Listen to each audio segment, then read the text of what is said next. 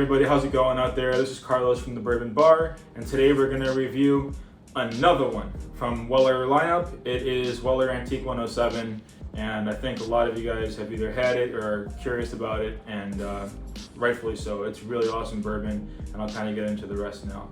So let's do a nice little pour for me to start with. Oh, Nelly. As you can tell, that kind of excited me. It's got a nice amber copper color, kind of like dark Creme Brulee sugar. MSRP on it's supposed to be around $60. In Illinois, it's really hard to find unless you're getting it from Binny's or you have a liquor store that treats you right. You know, I've seen it up to $150 and $200, which I think is absolutely insane.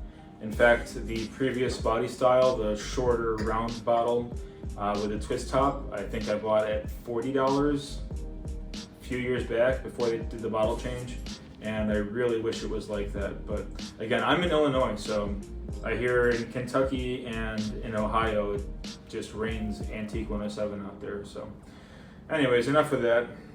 Get back to it. 107 proof. It is no longer an age-stated item. I believe previously it was a 7-year wheated bourbon, and hey, supply and demand, can't age it that long anymore. I get it. Great nose. Vanilla, cinnamon, dark red fruit. A little oaky, but like sweet wet oak.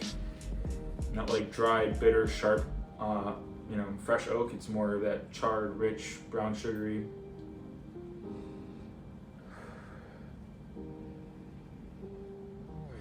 And I've heard some people complain about it having a floral note. It's very mild. It's not like rose petal, but it's like one of those flowers that just, you really got to get into it to smell. It's not like a Four Roses item to me with that kind of floral strength. So I don't know, you must really be sensitive to floral if you find this abrasive on that side.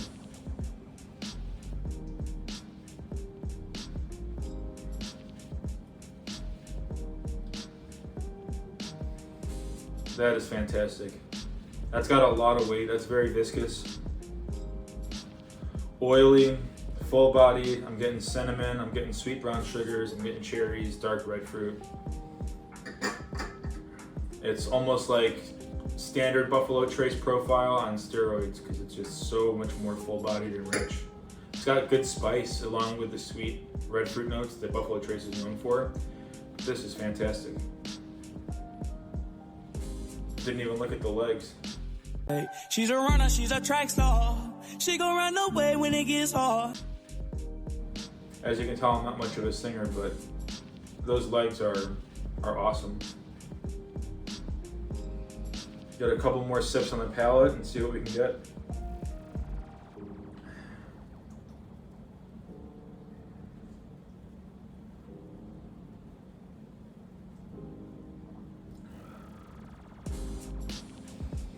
I am so blown away by the viscosity of this. It is just rich and sweet, not super sweet. The spice, that cinnamon and dry oak spice kind of really balances it out. I'm sorry, not dry, but like charred oak in combination with the sugar and like the dark red fruit, like cherry, like plum. And I wouldn't even say the center of a plum. I'm talking more like the skin, that semi-bitter red fruit skin. The sweet, I would compare more to like the red cherry, but red cherries and brown sugars. Good amounts of caramel and vanilla on the palate as well. I really wish this was still $40 and easy to find, but what can we do? Welcome to the new age, and welcome to everybody liking whiskey.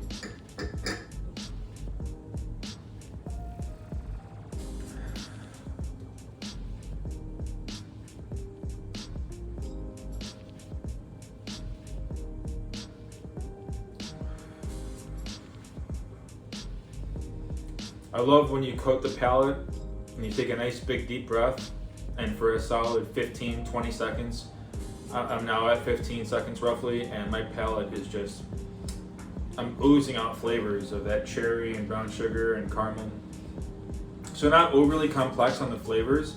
The obvious flavors are pretty detectable, But what's nice about it is the evolution in length for which you can taste and smell them. I'm still like, I can, even through my nose right now, as I'm speaking, I can kind of pull the scent of cherry and brown sugar right up through my nose. The finish is nice, sweet, cinnamon, a little bit of tobacco, a little bit of cinnamon spice. There's kind of a soft, fruity sweetness that kind of keeps all of that balanced and rounded, and just a good overall evolution because, like I said, right now I'm tasting like, you know, brown sugars or that creme brulee top of just rich, sweet sugar.